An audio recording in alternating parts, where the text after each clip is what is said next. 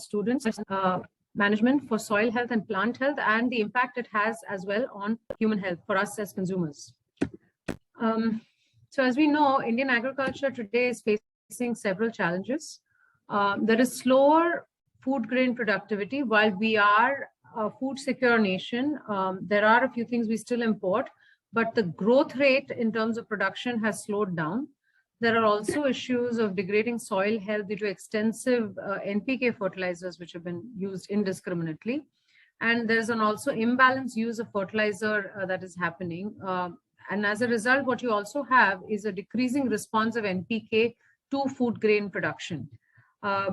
Most people would be surprised to know, but NPK fertilizer consumption between the years 1970 until 2015 has increased 12 times in the country. But on the other side, food grain production has only increased 2.3 times.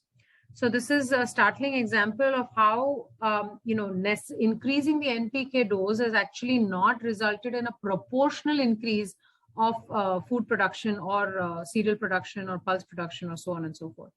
On the other side, what you also have are widespread deficiencies, multi-nutrient deficiencies, particularly those of sulfur and zinc in the soil.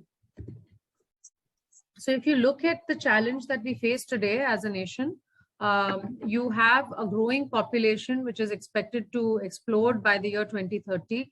And on the other side, what you have is a decreasing area for food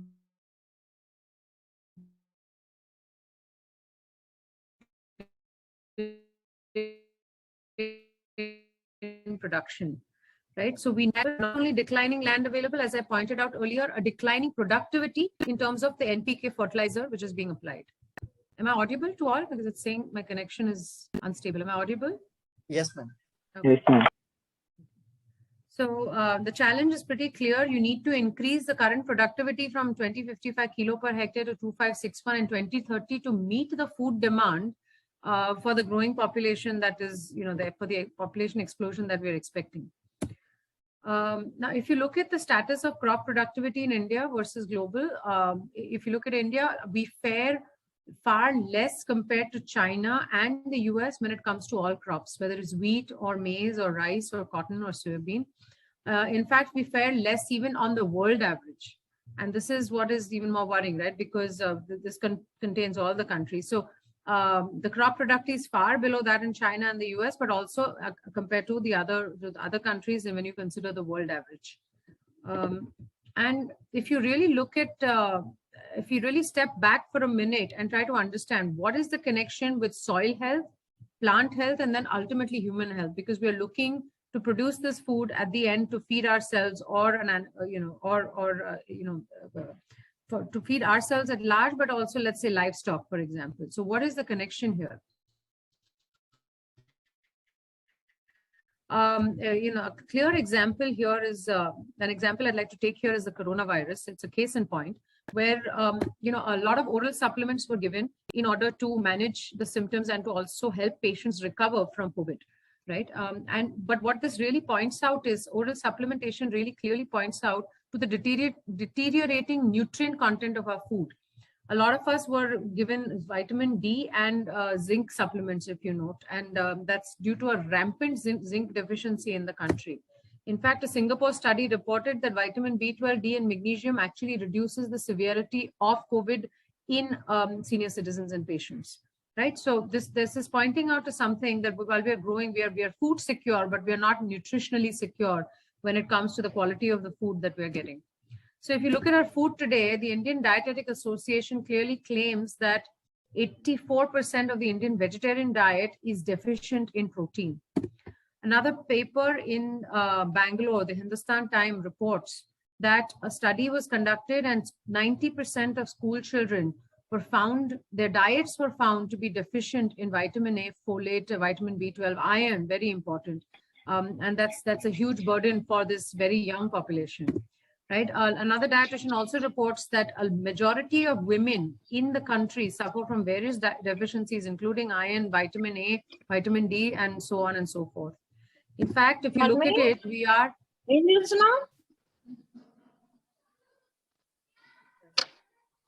In fact, if you look at it, we are in a state of crisis, India currently dropped on the Global Health Index. If you look at the statistics recently, which were just published, from 97 to 104 or something, and we dropped below that of Pakistan and Bangladesh. And this is basically because of malnutrition, right?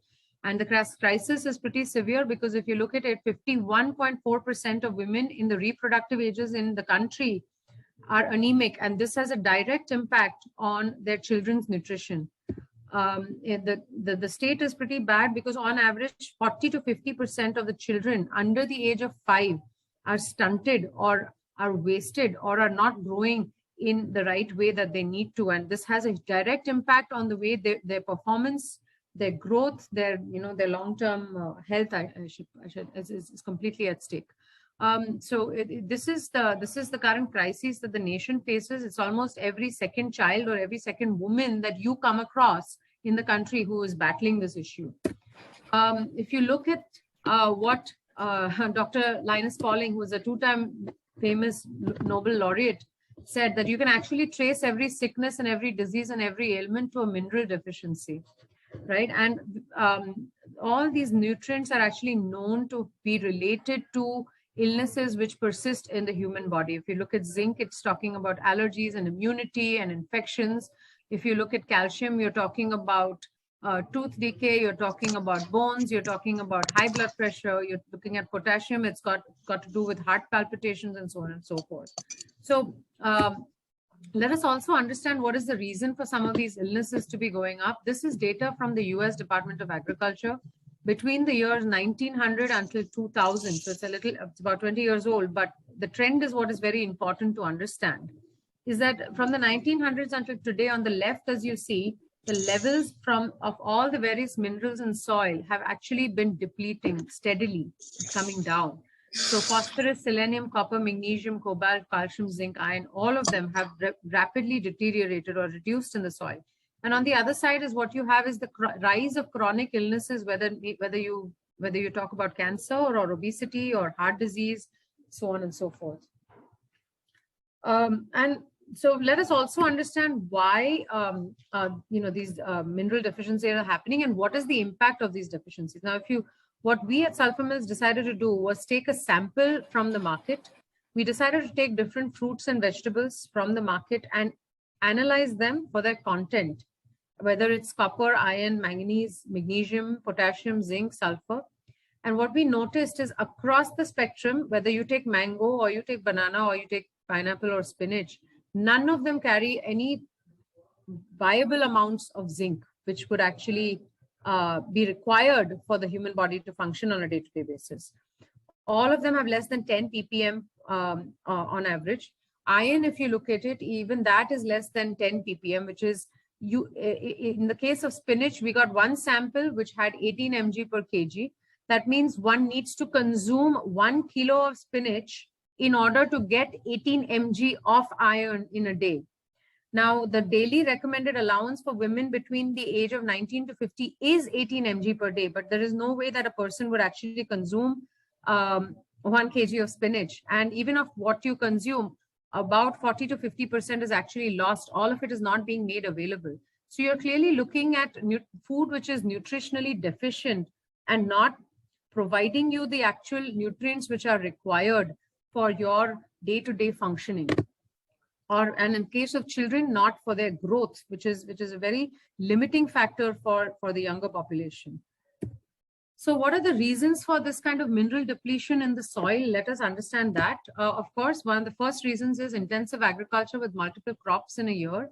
In India, we tend to have a practice of taking 2 to 3 crops out in an entire year.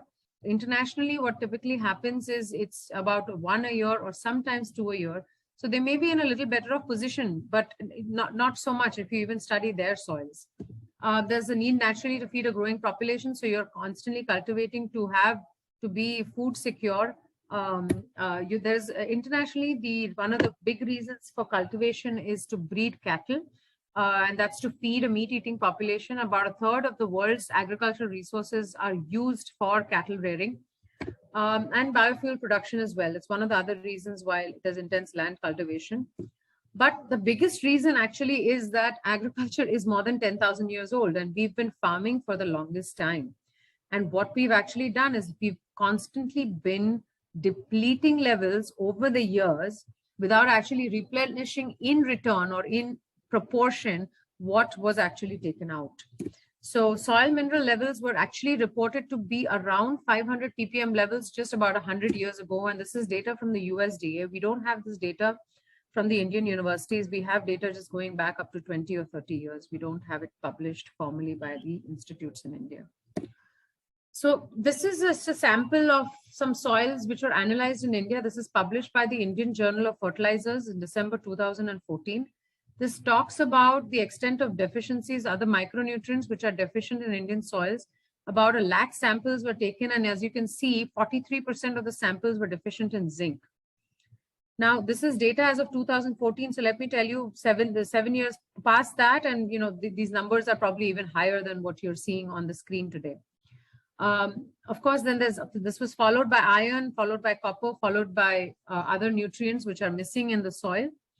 And what we at Sulphur Mills did then, we said, let us, while we conduct our own research and we carry out our own trials before we actually apply product, we went around the country trying to sample soils across the country from UP, Tamil Nadu, Maharashtra, different states of the country. This is just a sample size to give you an example of what the current soil looks like. This is 2021 data. So on the left-hand side, as you can see, the first 3 columns in white are, 3 columns from the left are N, P, and K levels. And as you can see, the soil is heavily loaded with N, P, and K, where the amounts are present in kilo per hectare.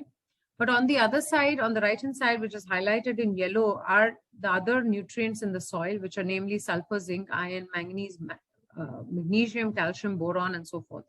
And as you will notice, most of them are below 20 ppm, 10 ppm. In fact, in some cases, the level is as low as 3.9 or 4.9 ppm in the case of sulfur.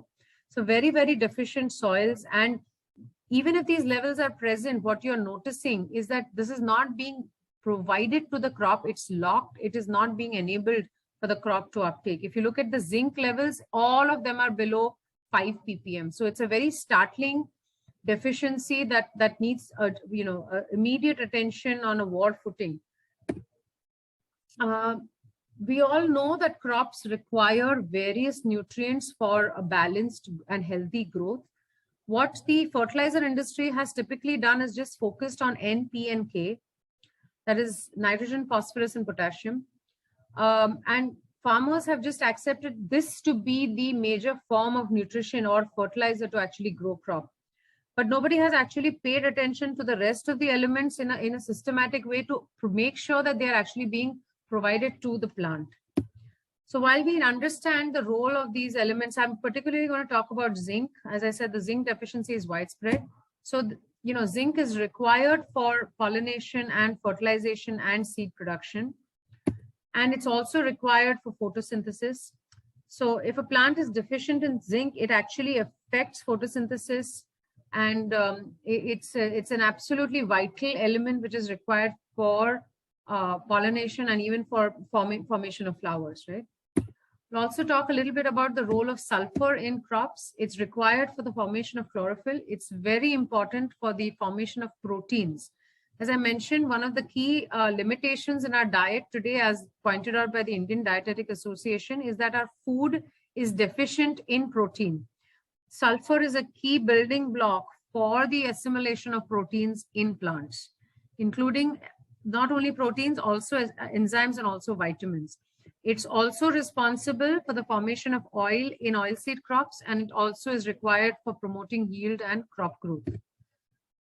While we understand the role of sulfur in plants and in agriculture, let us also understand what is the role of sulfur in the human body. Today, there's no blood test that you would actually do for sulfur, but let us understand how it's involved in functioning of the human body.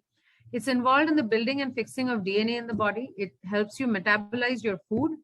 It also is very important to the health of skin, tendons, and ligaments, right? So a lot of times you may have inflammation, and as a result, you may have joint pain, for which you may end up taking supplements. For example, you may be ending up taking up a supplement called MSM, which is methyl sulfone methane, which is provided to you externally in the form of a tablet because you're not getting the adequate amounts of sulfur from your food.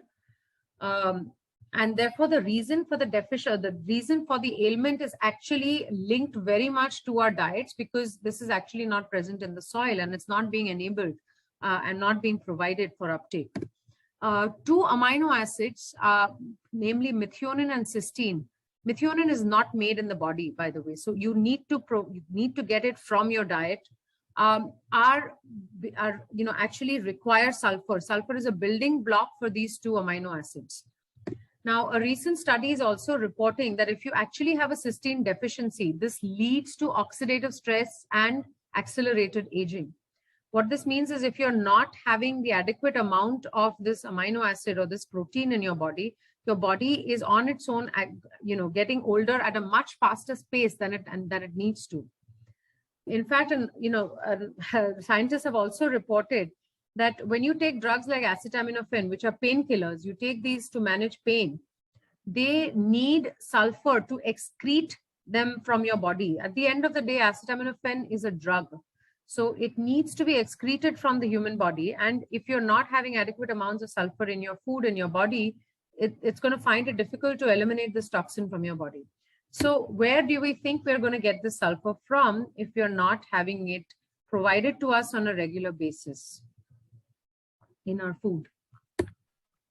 Let us also understand the role of zinc in the human body. Zinc is one of the key vital elements which is required for the body's defensive system to work properly. I pointed out earlier in my talk that us might have witnessed people, or we may have ourselves have witnessed. I myself had COVID, and we were all put on zinc supplements, right? And it is the key element required for your body's immune system functioning to fight off infections. It plays a role in cell division, cell growth, and wound healing. It's in fact also known to prevent osteoporosis, and it plays a role in bone health. It boosts your cognitive function. And it is also reported by doctors that deficiency of zinc leads to metabolic disorders, including diabetes. It's involved in the functioning of the endocrine system, right? So a deficiency of zinc could be one of the underlying reasons for developing diabetes, which is a major illness which affects populations across the world, particularly population in India. And we know that the diabetes numbers in India have chronically gone up over the last several years. Right, 30% of zinc is actually found in the body, and 50% is found in skeletal muscles. The body actually loses zinc through exercise, a high alcohol intake, and diarrhea. So if you're actually exercising, but you're not obviously getting adequate levels of zinc, you're actually in a depleted state already in order to function on a normal basis. You're not getting the adequate levels of zinc. Right. And today, if you go online, doctors on YouTube or so on and so forth will probably tell you that you need to take other foods like seafoods or meats in order to get your requirement of zinc from these foods, or to have zinc rich foods, right? So it's also recommended that for normal functioning, bare minimum 11 mg per day is actually required. Mg per zinc, elemental zinc, is required for a human body to function on a day-to-day basis. But what about the fact that most of us are probably having depleted levels? So a lot of study has to be done on establishing safe levels and also ensuring that adequate amounts are being provided through your food source to sustain health. I'll speak a little bit about iron also in the body, because as I pointed out earlier in my presentation, that anemia is a big challenge also in the country at large. We know that iron is involved in the transfer of oxygen from the lungs to the tissues. It's also responsible for DNA synthesis, and low levels of iron are actually associated with fatigue, with depression, with irrational behavior, with hormonal disorders. So the underlying cause of depression or irrational behavior or mood swings or hormonal problems is probably linked to a deficiency of iron rather than anything else. And what ends up happening is most people end up having to take treatment for the symptoms rather than actually addressing the underlying cause. Right, iron is lost through the body due to sweat, urine, menstruation, exercise, and most of it is lost through exercise. So like I said, again, exercise predominantly affects the loss of iron and zinc from the body, and we know very well that we're not getting them from most of our foods, what we think are nutritious foods. right? One of another key surprising finding is that a high iron status in the human body can actually prevent coronary heart disease.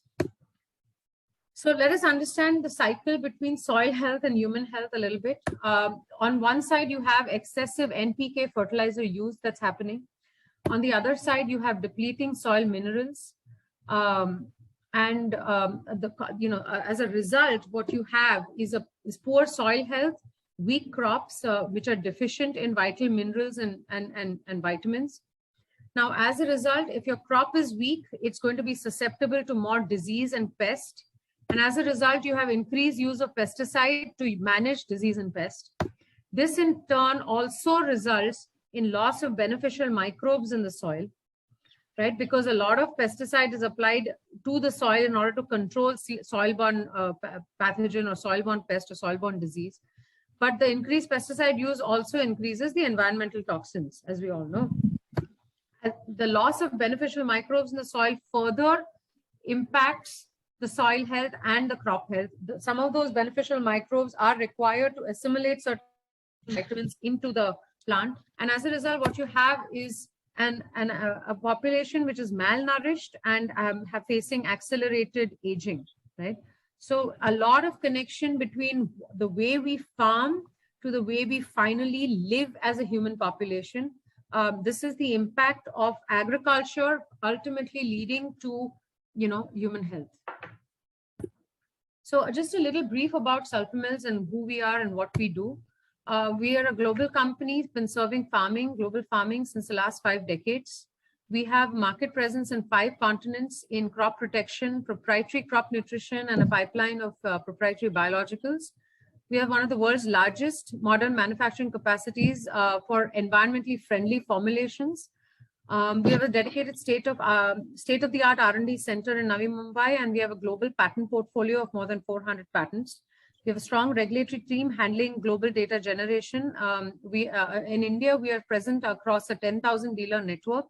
And we have 3 companies. We have this R3 Crop Care, there's Sumil, as well as Sulphur Mills. And we also have our own active manufacturing facility. Speaking a little bit today, as I said, we're talking about sulfur and zinc. And I'll speak particularly about nutrition, specialized crop nutrition. I'll talk about 2 products, namely Techno S and Techno Z, or Fertis and Techno Z. Fertis is our high nutrient use efficiency fertilizer, elemental sulfur fertilizer. And these are trials which were done at MPKV Rahuri over a period of 2 years.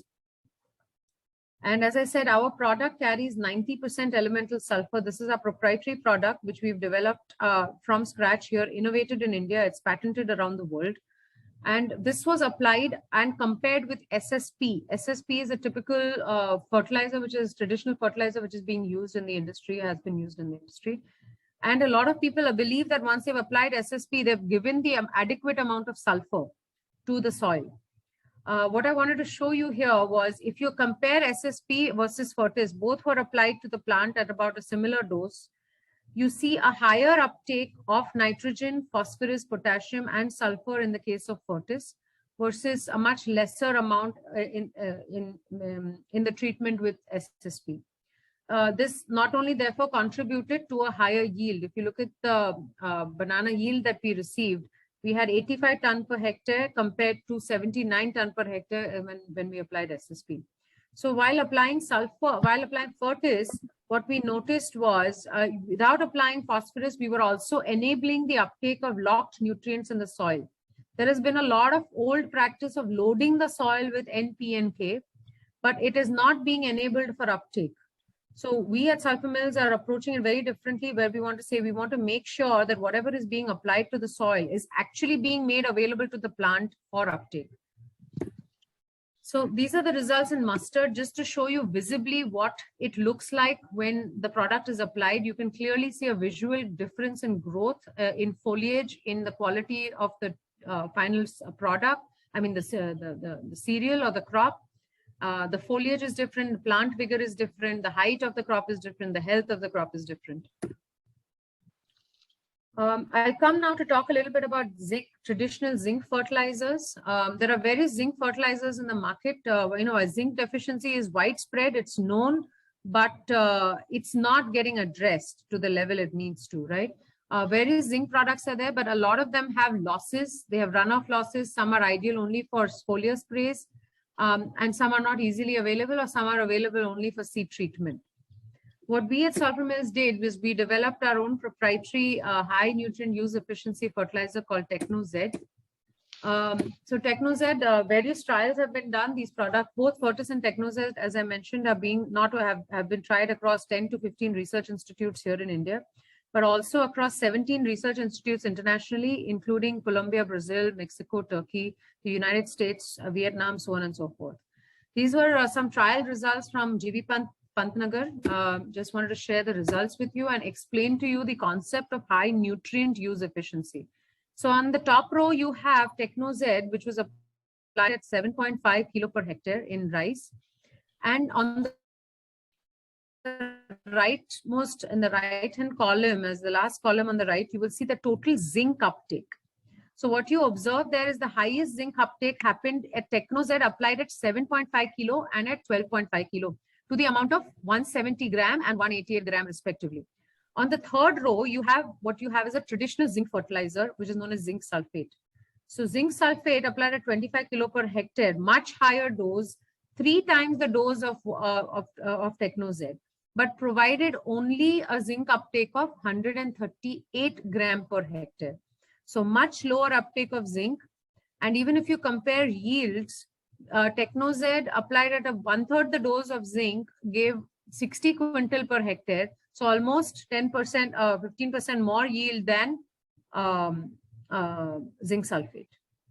So here was a classic example of low dose of fertilizer, low amount of nutrient applied, yet higher uptake in the final plant. It's providing 8 times the amount of zinc in the final plant at 1/3 the dose of zinc. So how do we look at the future in terms of providing balanced nutrition in order to address so many different issues of declining crop productivity, the issues of poor soil health, issues of a malnourished population and deficient food, right? So balanced nutrition needs to be given importance, not only from increasing yield, or not only from increasing farmer income, but also for addressing malnutrition, soil health, and nutritional security. Greater amount of research has to be carried out between agri inputs, from agri inputs, so that you can actually provide quality of food rather than just quantity of food. Right? We've all achieved, the country as a whole has achieved food security, but nutritional security is still a big challenge for the nation. Greater research to be done between agricultural research institutes and FSSAI, that is the Food Safety and Standards Authority of India, to establish safe levels of nutrients in the food. You know, an excess can cause a problem. Today, NPK is getting used in excess in most parts of the country in order to achieve yield. That itself has an impact on the quality of the food that we eat, right? And therefore, safe levels of nutrients in food need to be established. But the biggest challenge is the farmer. Mass awareness campaigns and education to spread to farmers for balanced nutrient inputs into their crops. So with this, I'd like to thank all of you. Jai Hind.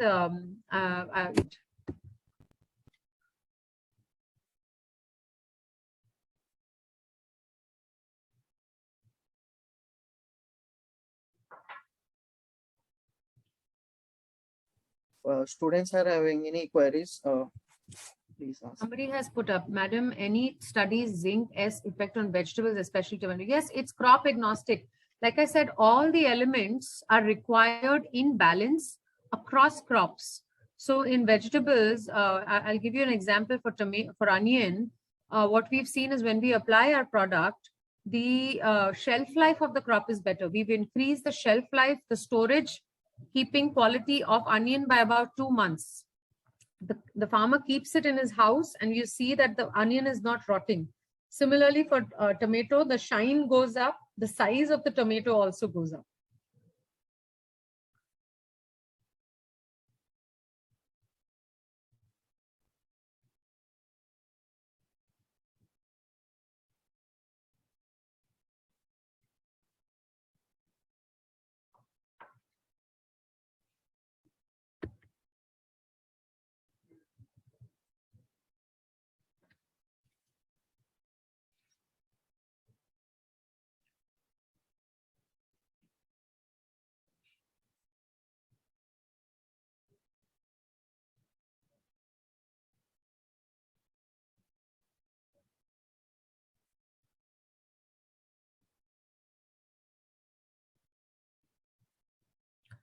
Women can have successful careers in agriculture through science and technology. Can you please provide? Yes, certainly. So yes, I was asked to speak. Somebody, I think I had a mail from FABS to talk about the role for women in agriculture. I certainly believe there's a lot for both men and women. I think first of all, agriculture serves the nation, serves the world. It serves all of us. In there itself, for women, if you talk in particular, careers in science, we have teams of women working in the organization, in intellectual property, in R&D, even in testing at the field level. So I believe a lot can be done. We also have women working in marketing and marketing support and marketing services. So a lot can be done if for women in order to develop, I should say, a foundation. If you have a foundation, and that means you need to pursue, and I think the biggest thing in all of this is having the will to pursue. And women, yes, in particular, may face challenges on the home front and different things. But I think with adequate support, a lot can be achieved.